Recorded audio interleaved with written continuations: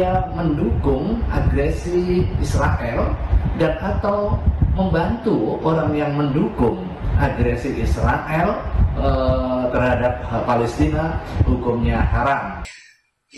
Hak untuk menyatakan haram tidak diberikan kepada siapapun. Nabi Muhammad pun tidak diberikan kewenangan untuk memutuskan haram.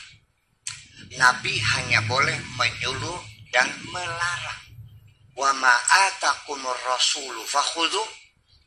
Kalau Nabi melarang, tinggalkan. Nabi tidak mengharamkan. Salam damai sejahtera bagi kita semua, kembali dengan saya di channel ini. Terima kasih bagi teman-teman yang senantiasa mendukung dan mensupport perkembangan channel ini. Tuhan Yesus memberkati kita semua. Nah, pada kesempatan kali ini saya akan membagikan kepada kita semua di mana akhir-akhir ini Majelis Ulama Indonesia mengeluarkan fatwa yang mengatakan siapa yang mendukung Israel haram hukumnya. Dan bukan hanya itu, MUI juga menyuarakan kepada umat muslim dan muslimah untuk menghindari semaksimal mungkin transaksi-transaksi serta produk-produk buatan Israel. Nah, oleh karena ini saudara, saya mengajak kita semua untuk menyaksikan penjelasan Kiai Haji Buya Syakur, seorang tokoh yang terkemuka di negara ini. Kiai Haji Buya Syakur ini adalah memiliki wawasan dan paradigma yang mengedukasi kita semua. Ia mengungkapkan dan menjelaskan terkait dengan hukumnya halal dan haram. Nah, menurut Kiai Haji Buya Syakur Yasin, hak untuk menyatakan haram tidak diberikan kepada siapapun. Bahkan kepada nabinya, Kiai Haji Buya Syakur mengatakan tidak diberikan kewenangan untuk memutuskan haram. Ya, oleh karenanya kita langsung saja cek videonya yang berikut ini. Dunia yang berhak memberi fatwa hanya Allah. Nabi pun tidak pernah memberi fatwa. Itu persoalan. Saya tidak bisa memberi fatwa. Saya nanti hanya sebagai narasumber. Yastaftunaka qulillahu yufti.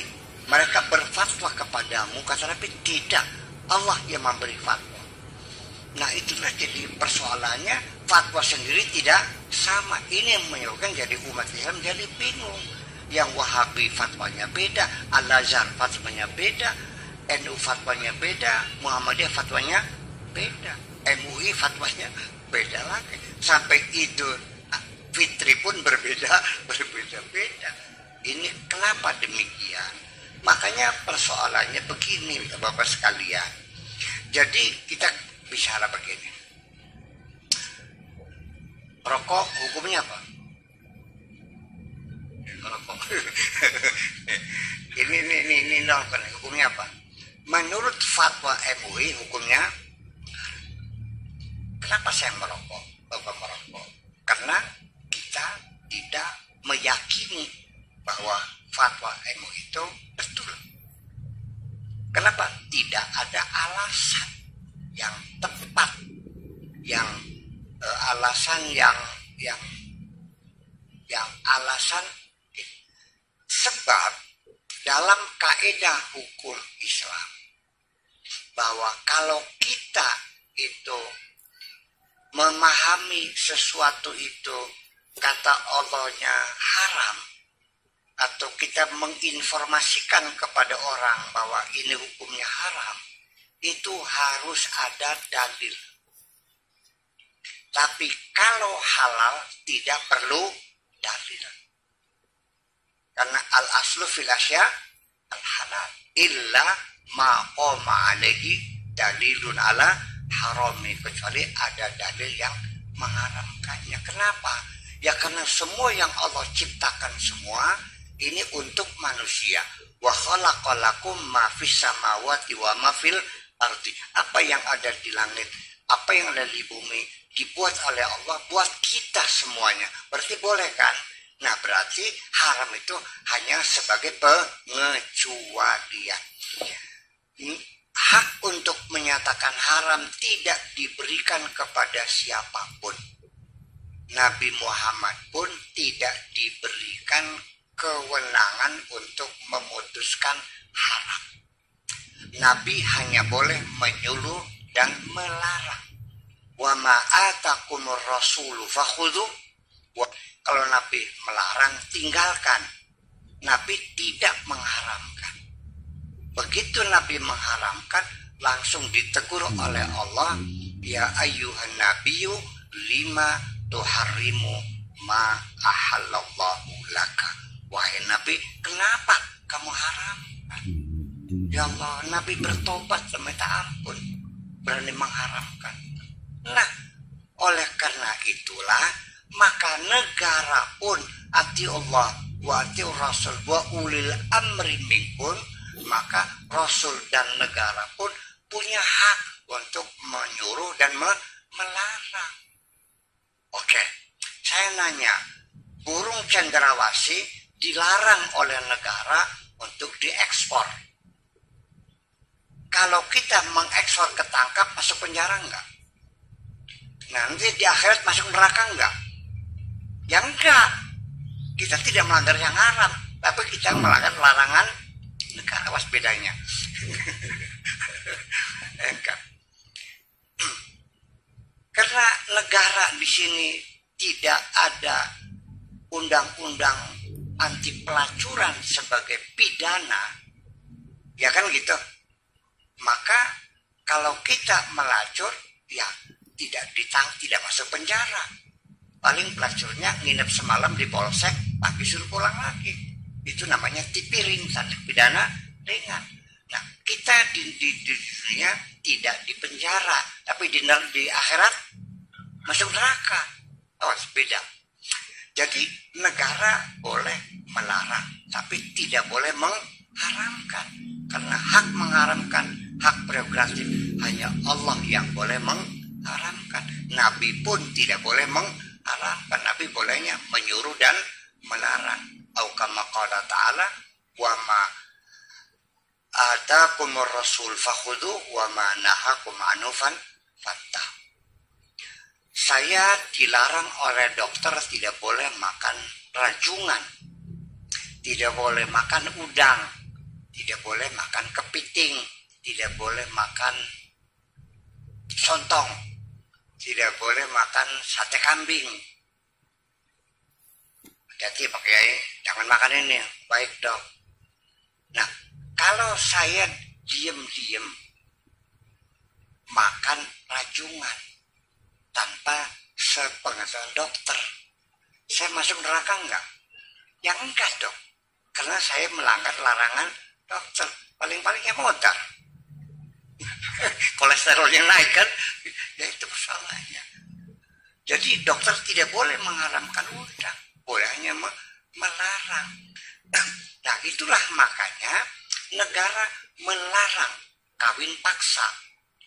Karena pemahaman agama, pemahaman fikih dulu memperbolehkan, negara melarang. Itu tidak berlawanan dengan agama. Itu supaya jiwa kita menjadi tenang ya. Jangan panik, jangan kita gelisah. Teman-teman, bagaimana pendapat dan tanggapan saudara terkait dengan video yang baru saja kita saksikan bersama? Silahkan komen di kolom komentar. Berharap komentar saudara memberi komentar positif, komentar yang baik, komentar yang membangun, serta komentar yang mengedukasi kita semua. Nah teman-teman, itulah dia video fatwa terbaru Majelis Ulama Indonesia, di mana apapun yang mendukung Israel maka hukumnya haram.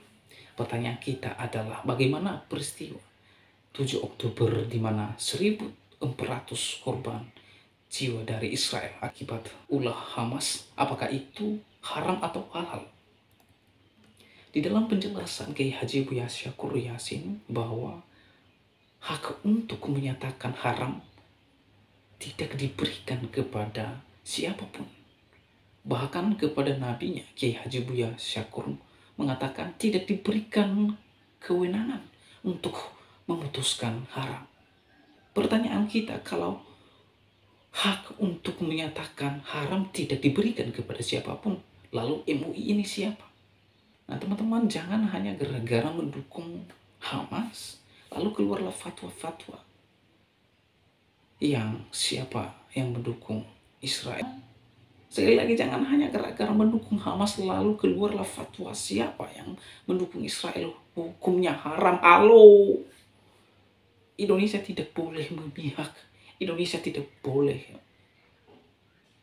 mendukung. Yang perlu Indonesia lakukan adalah merangkul Israel, merangkul Hamas, duduk bersama demi perdamaian dunia. Itu yang Indonesia dukung. Saya kasih jempol untuk Indonesia kalau hal ini melakukan. Ya, tidak mendukung konflik antara Hamas dan Israel. Namun yang Indonesia dukung adalah perdamaian. Ya, secara pribadi saya tidak mendukung konflik antara Hamas dan Israel. Namun yang saya dukung adalah perdamaian antara dua kubu ini. Itu yang benar. Oleh karenanya saya setuju dengan gagasan atau ide Presiden Susilo Bambang Yudhoyono, di mana beliau menanggapi masalah yang terjadi di sana dengan zero enemy.